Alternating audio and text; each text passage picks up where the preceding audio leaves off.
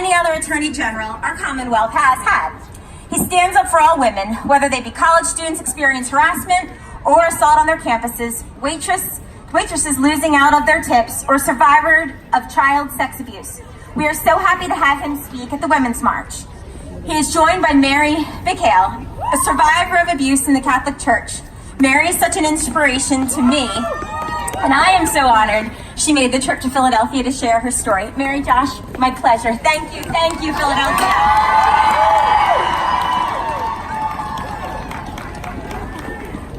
Good morning! Laura, thank you for that kind introduction. Boy, it is good to be in the city of brotherly love and sisterly affection. And I'm proud to be joined by our daughter, Sophia, and I'm especially proud to stand here today with Mary McHale. They're one of my heroes and a survivor of clergy sex abuse, who you'll hear from in just a moment. Folks, my name is Josh Shapiro, and I'm proud to serve as the People's Attorney General. You see, I believe that no matter what you look like, or where you come from, or who you love,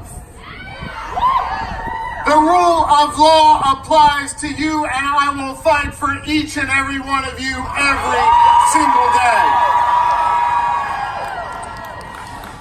I took the oath of office 2 years ago, and on that day I said that whether it's a drug dealer on the street corner, some multinational corporation, or even the President of the United States, that if you mess with a Pennsylvanian, you're going to have to come through us. We've kept our word, and we have fought for you, and we have heard you. We heard you, and especially communities of color, when you cried out and said, we need to do something about gun violence in our communities, and we've stepped up to do that together. We heard you, especially the bartenders and the waitresses who said, how come President Trump's trying to take our tips away through new federal laws? We stood up to this White House, we sued, and now every single bartender and waitress in this country can keep what they earn. And we hear you every day when it comes to standing up for our immigrant community here in Philadelphia and across the Commonwealth of Pennsylvania. When the president turned his back on the Dreamers, we went to court, we sued, and the Dreamers are still protected in this country. And folks, every single day, we fight back against the assault on the Affordable Care Act. When this White House tried to take away women's access to contraception, we went to federal court. We brought 23 other states with us, and just this week we got a national injunction protecting millions of women across this country who now still have access to contraception. We've stood with our LGBTQ partners and stood up against the transgender military ban. Because if you want to serve this country, we want to stand with you, and we're proud to have your service. And every day, we hear you. We are striving for a more fair criminal justice system as we stand up and fight for real criminal justice reform in this Commonwealth and in this country. Here's the bottom line, friends. It's very simple.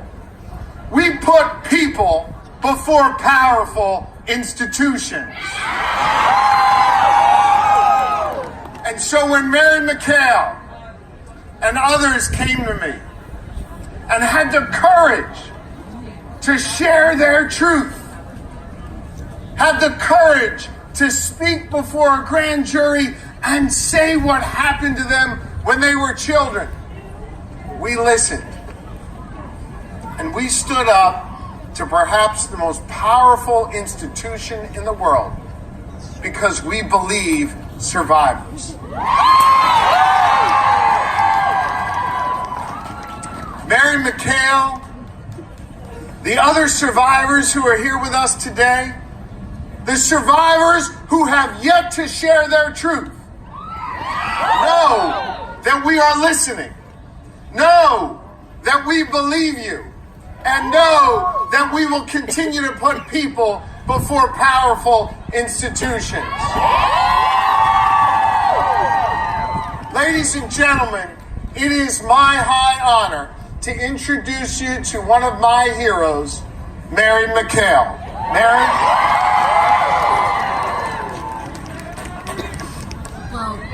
Thank you, Josh Shapiro, Attorney General, for the warm introduction. Thank you all for being here today. I am truly honored and humbled to stand before you and to stand tall and proud with you. I stand here part of a large group of survivor warriors who I now call family.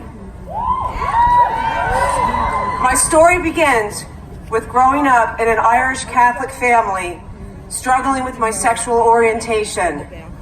As a gay teenager, the only messages I heard about homosexuality were that gay people went to hell and would never be good enough. This sent me into a spiral of guilt and shame. I did what every good Catholic would do, trying to survive the culture, and I went to a confession to admit my sins. It was then and there that my abuse began. I was 17, and I went to who I thought was a trusting servant of God, my religion teacher, who was a priest. His recommendation was to meet one-on-one outside of school. And so it began. The guilt and shame grew deeper and deeper, and my self-esteem was lower than low. The abuse ended when I left for college, and I stuffed all of what happened. I was unsure what to do with it. Never quite fitting into my skin, I used alcohol to numb and escape my reality. In 2004, after getting sober, I picked up the local newspaper and saw my abuser had offended again. At that moment, I realized for the first time, I was not the only one. I needed to do whatever it took to help this girl who was 2 years behind me in high school. This is where my journey shifted from victim to survivor.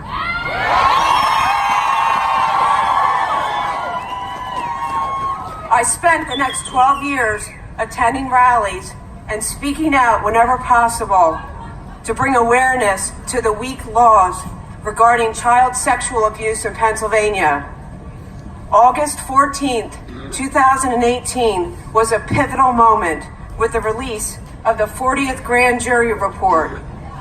Unfortunately, this is not solely a Catholic clergy abuse issue, but the Catholic Church uses its money and power to block justice in our legal system. I was able to testify in court and say my predator's name out loud for the first time ever. It was incredibly empowering. Today I am a gay woman who is created by a God who loves me just the way that I am. I stand tall as the woman I have become. I am no less, I am no better than anyone else. I have a loving and supportive spouse, Sue. She's been my rock. And today I surround myself with those who lift me up and help me to be the best version of myself. Today I'm proud to also say that I found a warrior family. Some of them are here today, Mike and Taylor. We work endlessly to speak our truth and sacrifice our families and lives to be there for others, to do the right thing. We as a group cannot say enough about Attorney General Josh Shapiro and his staff, along with numerous officials in our Pennsylvania legislature. They have been fighting endlessly to change our weak laws of child sex abuse into strong ones. They inspire me to keep moving forward and to be that voice for victims who cannot yet speak or who are no longer with us. And before I end, I would like to leave you with 3 thoughts that have inspired me through the years. 1, we have all faced times in our lives when we knew we should do something, but we were scared. Remember, do it afraid. 2, people will try to tell you who you are is wrong. Be you bravely. And 3, most importantly, together we can.